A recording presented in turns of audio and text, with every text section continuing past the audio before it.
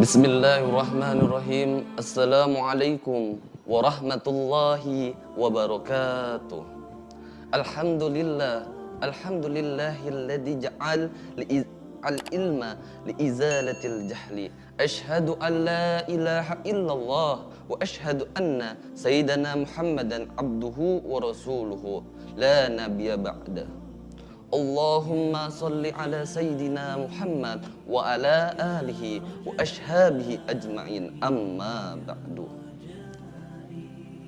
Hadirin kaum muslimin dan muslimat yang dirahmati oleh Allah Subhanahu wa ta'ala, puja seiring syukur marilah kita selalu panjatkan kepada Tuhan semesta alam, Allah Subhanahu wa ta'ala, dengan segala karunia-Nya dan nikmat-Nya yang terutama, yaitu nikmat iman, nikmat Islam, dan nikmat sehat walafiat, sehingga kita berada di jalan yang lurus dan insya Allah kita akan mendapatkan surganya Allah Subhanahu wa ta'ala di kelak yaumil akhir nanti, dan insya Allah kita bisa berkumpul kembali.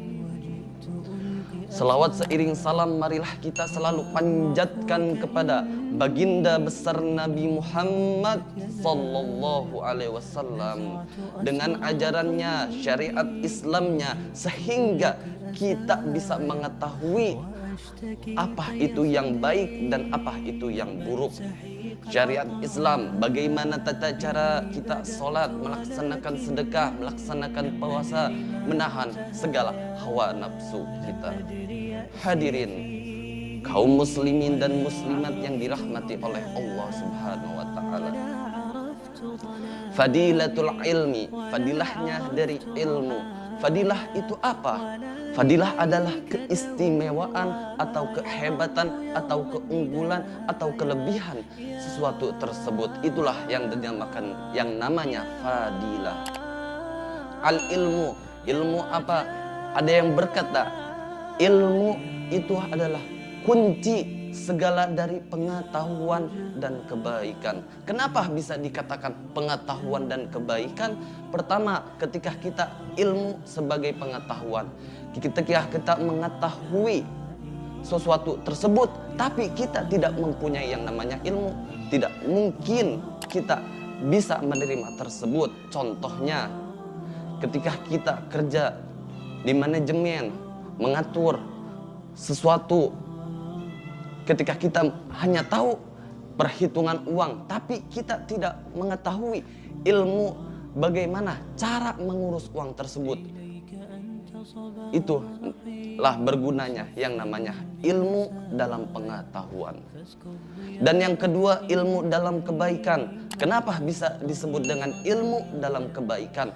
Pertama, ketika kita ingin ibadah, sebelum kita melaksanakan yang namanya ibadah, pasti kita sudah mengetahui atau kita sudah mempunyai ilmu tersebut. Bermanfaatnya ilmu di dalam yang namanya kebaikan, sedekah, zakat, puasa, tata cara puasa, apa saja yang membatalkan puasa, itu semua ada dalam ilmu. Makanya bergunanya ilmu di dalam kebaikan. Percuma ketika kita melaksanakan kebaikan, sholat selama berbulan-bulan, selama bertahun-tahun, menahan puasa 1 bulan penuh di dalam Ramadan, percuma ketika kita tidak mengetahui yang namanya ilmu di dalam ibadah puasa, apa saja yang membatalkan puasa dan apa saja yang tidak boleh dilakukan di dalam yang namanya ketika kita berpuasa.